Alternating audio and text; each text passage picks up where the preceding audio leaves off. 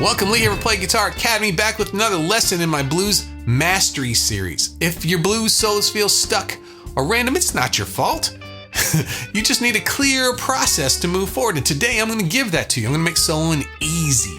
I'm going to give you 3 simple steps and demonstrate each step over a full 12-bar blues, and you're going to really get something out of this. But before we get started, to get the most out of these lick lessons, get my free email course. It's Blues Solo Breakthrough, 6 steps to confident killer solos, and it's packed with tips and strategies to help you play with confidence. Make every note count. Okay, let's get started.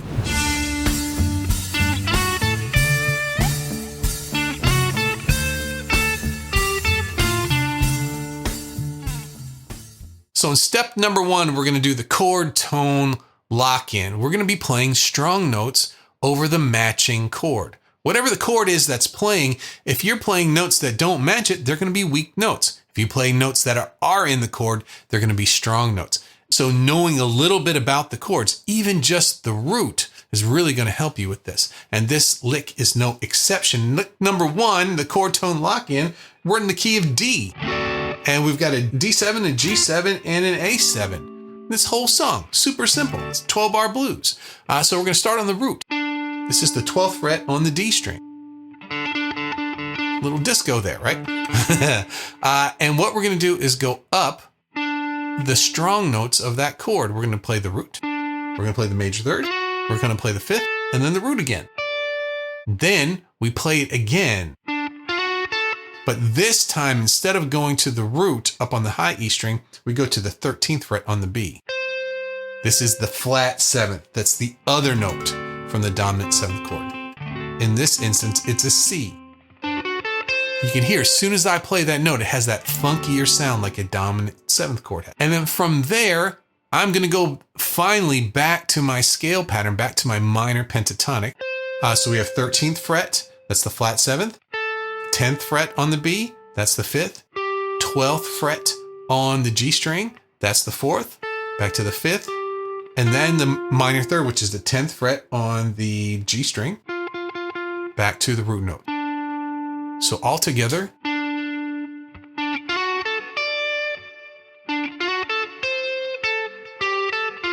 Hear that minor pentatonic at the end. That brings some of the blues back into it from all this chord matching.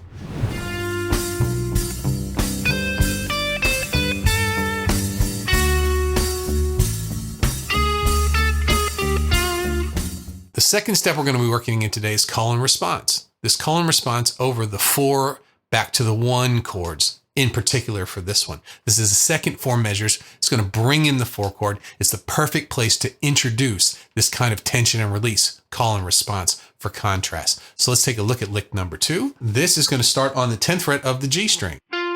So then we're going to go to the 13th fret on the B string. So we'll slide into that. Go to the D note up top. This is the root note up on the high E string of the D minor pentatonic. And we're going to go back 13, 12, and 10. You can think of this as the Dorian in D. This is the major 6th in the minor pentatonic there.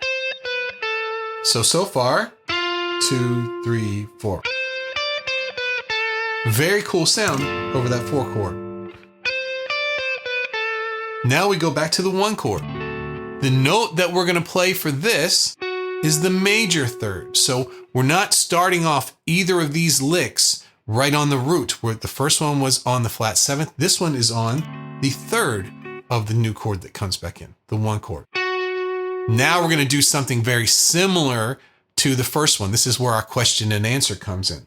This time we're going to play something that looks almost like it on the page, but the note choices are from the blues scale, not just the minor pentatonic. You hear right away, 13th fret. It is the sharp 4, flat 5. It is the blue note, and it wants to resolve up in this instance. 13 on G up to the 10th fret on the B string, and then we're going to go back 13, 12, and then we're going to end on the 10th fret. That's our minor third, so that has a very bluesy sound over our 1 chord, which has a major third.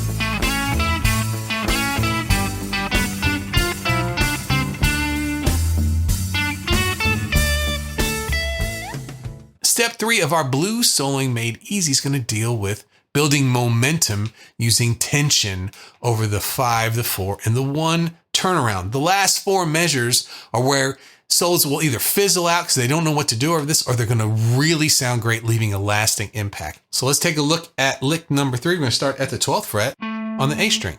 And this is over an A7 chord, so perfect right there.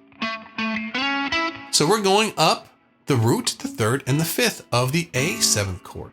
Two A's, 2 12s on the A string. Then we're slide into the 11th fret on the D string. That's the 3rd. It's a C sharp. And then finally the E note, which is the 9th fret on the G string. So it has this kind of a open C shape, a little bit of like half of that chord.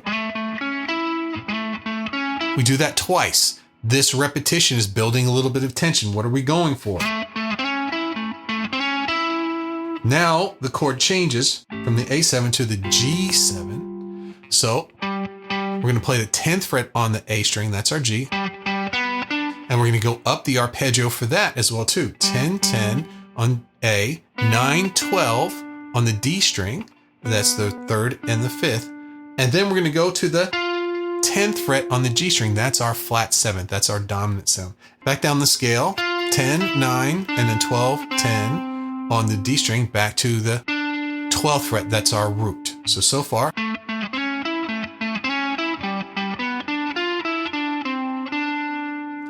Now, to end the solo, we're coming up to the turnaround here.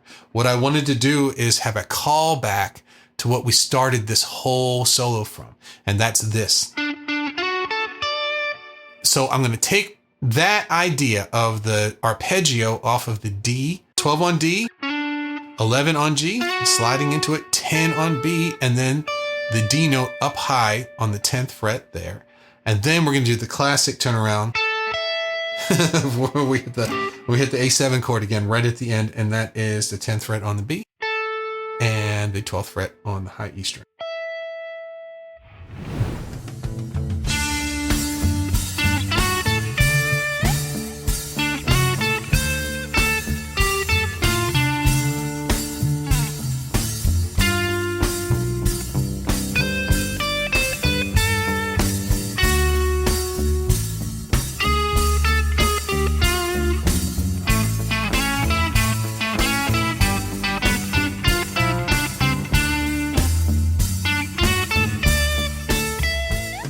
So let's put this into action. This 3-step system follows the natural structure of a blues solo. Try playing these 4-measure licks over the backing track. It will feel like a real solo just instead of running notes up and down. Which of these 3 steps helped your solos the most? Let me know in the comments. Thank you for playing along today, and thanks to all of our Academy members over at PlayGuitarAcademy.com. We're tearing into tab guitar profiles from this lesson right now. Don't forget to download my Blues Solo Breakthrough to make all this easier for you. And as always, let me know what you think in the comments.